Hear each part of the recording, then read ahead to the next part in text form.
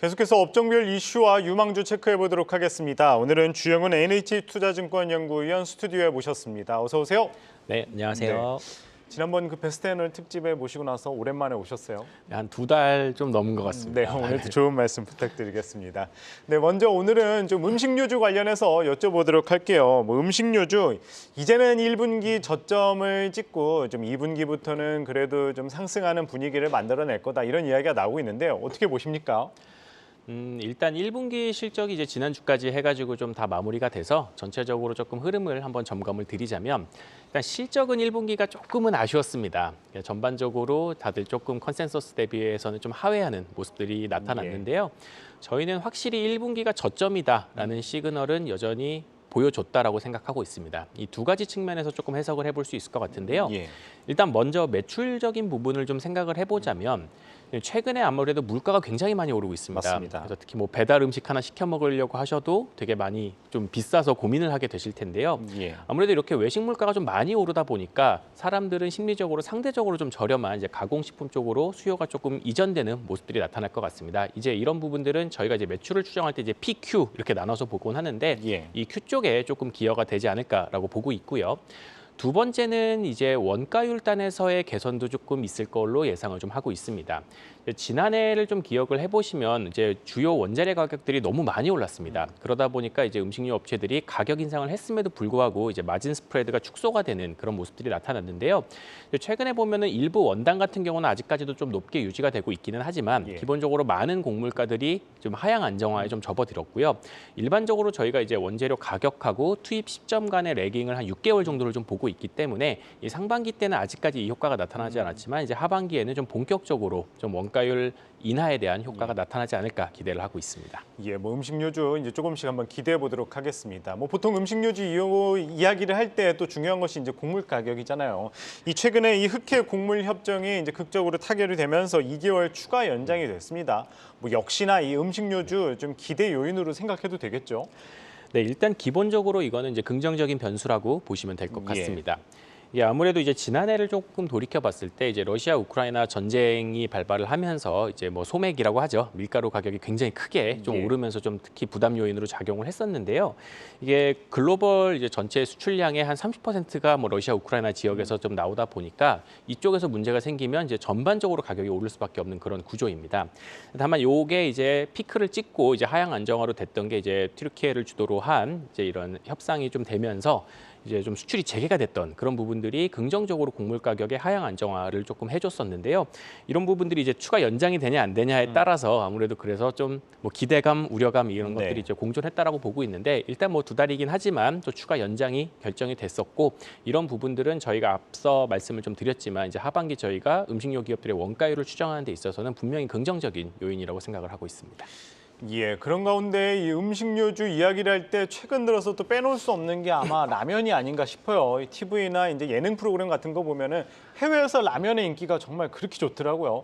우리나라 사람들보다 더 이제 잘 먹는 것 같은데 그런 의미에서 이제 농심이나 오뚜기 라면 관련주들 괜찮은 것 같습니다. 어떻게 바라보십니까?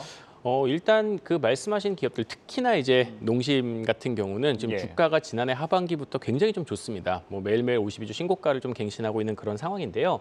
실제로 그거를 뒷받침할 정도로 1분기 실적도 많이 좋았습니다. 그래서 일단 국내랑 해외를 조금 나눠볼 수 있을 것 같은데요. 이제 국내 쪽보다도 해외 쪽의 성장률이 좀 압도적으로 잘 나왔고요. 그 해외 중에서도 미국 법인의 매출이 전년 대비해서 40% 이상 증가를 하면서 이제 전체적인 농심의 성장세를 이끌었다라고 봐주시면 될 것 같아요. 일단 이제 미국의 가공식품 쪽 카테고리를 좀 봐보면은 이 지난 한 5년 정도를 봤을 때 두 자릿수 성장을 기록하고 있는 몇 안 되는 품목이 라면입니다. 이제 그 정도로 이제 라면이 단순히 일시적인 인기를 넘어서서 이제 하나의 서구권 국가에서도 트렌드를 좀 자리 잡았다라고 보는 게 좀 맞지 않을까라고 보고 있고요. 요게 이렇게 되면은 사실 되게 많은 효과가 나타납니다. 그러니까 이 라면이라고 하면은 이제 한국에서는 뭐 저희가 뭐 소주, 담배, 라면 대표적인 이제 서민 물가에 해당되는 품목들이라 이 가격 100원 올리기도 사실 되게 어렵고 뭐 좀 많이 그런 부분이거든요. 근데 이제 해외에서는 사실 되게 자유롭습니다. 가격 인상이. 그리고 실제로 지금 미국 가보시면 신라면 한 봉에 거의 $3에 팔거든요. 그러니까 한국 대비로 거의 2배에 가까운 가격에도 판매가 되고 있기 때문에 예. 이쪽에서 하나를 팔았을 때 마진율도 다른 거죠. 그래서 예. 이제 해외 매출 비중이 올라가면 올라갈수록 단순히 매출 쪽에만 기여가 되는 게 아니라 이익의 측면에서도 저희가 추가적으로 좀 기대할 수 있는 부분이 많다라고 보고 있습니다. 그리고 이제 한 가지 더 언급을 드리자면 라면의 주 원재료가 사실 밀가루랑 이제 팜유입니다. 예. 아까 제가 얘기를 드렸다시피 이런 해당 원재료도 지금 가격이 하향 안정화 추세를 보이고 있기 때문에 하반기에는 원가율 개선이 추가적으로 좀 기대가 된다라는 점에서 저희는 계속 좀 긍정적으로 보셔도 된다라고 생각합니다. 예. 뭐 올해 또 때이른 무더위에 또 역대급 더위도 예고가 된다는 뉴스가 나오고 있죠. 그러면서 이제 여름 수혜주들 조금씩 간간히 나오고 있는데 그 가운데도 주류주 주목되고 있습니다. 뭐 여름 수혜주뿐만이 아니라 최근에 보면은 뭐 주류주 가운데 이 켈리라는 맥주가 상당히 인기더라고요. 뭐 역시나 주류주 좀 투자 관점에서 본다면 어떻게 바라봐야 될까요?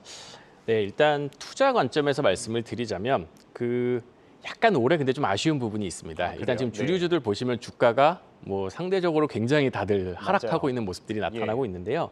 이게 이유가 비용이 너무 많이 들어가서 그렇습니다. 특히나 이제 맥주 같은 경우는 이제 경쟁이 굉장히 좀 심한 이제 그런 대표적인 카테고리인데 이제 하이트진로에서도 이제 켈리를 출시하면서 기존 테라와 더불어서 이제 뭐 카스를 잡겠다 이런 이제 공격적인 목표를 내세우고 이제 진출을 한 상황이죠.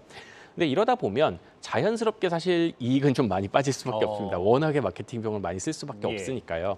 이런 관점에서 물론 주가는 어느 정도 이런 부분들이 선반영됐다라고 좀 보고 있고요. 앞으로 이제 MS가 어떻게 되느냐가 그쵸. 이제 좀 더 주가에는 좀 중요하지 않을까 보고 있습니다. 그래서 저희는 사실 이익의 관점에서는 약간 이제 주류랑 음료랑 좀 섞여 있긴 하지만 이제 롯데칠성이라는 회사가 있습니다. 그래서 지난해 하반기에 이제 처음처럼 세로라고 또 이제 그쪽도 이제 소주 신제품 제로 슈가 제품이 출시가 돼서 지금 월별 판매량이 좀 계속해서 잘 올라가고 있어요. 그리고 이제 4월부터는 이제 페트병 소주까지도 출시가 됐거든요. 세로가 여기서 이제 추가적인 매출 업사이드도 좀 잡히기 때문에 이제 밸류에이션 관점에서 뭐 8배 수준밖에 안 되기 때문에 롯데칠성도 이런 주류주 관점에서도 좀 좋은 대안이 되지 않을까 보고 있습니다. 예, 뭐 주류주 가운데서는 음료와 주류를 같이 하고 있는 롯데칠성을 말씀을 주셨고요. 그렇다면 음식료주 좀 어떻게 바라봐야 될까요? 탑픽 꼽아본다면 좀 어디를 알려주시겠어요? 저는 일단은 지금은 비중 올려야 될 때라고 보고 있습니다. 예. 지금 1분기 실적이 나온 가운데 사실 주요 업종들 대부분 이익이 그렇게 좋지는 못했던 것 같아요. 근데 이제 음식료 기업들 같은 경우는 기본적으로 제가 이제 전제로 말씀드렸던 게 이제 외식 물가 때문에 이제 가공식품 수요 회복 기대되고 일단 원가율 현재 추세대로면 확실히 내려가고 결국은 이익이 바탕이 되는 주식이기 때문에 저희는 이제 음식료 전체적으로 좀 좋게 보고 있고요. 좀 긍정적으로 보고 있는 건 역시나 좀 농심 쪽이 될 것 같습니다. 아무래도 이 해외 매출 비중이 너무 빠르게 올라가고 있기 때문인데요.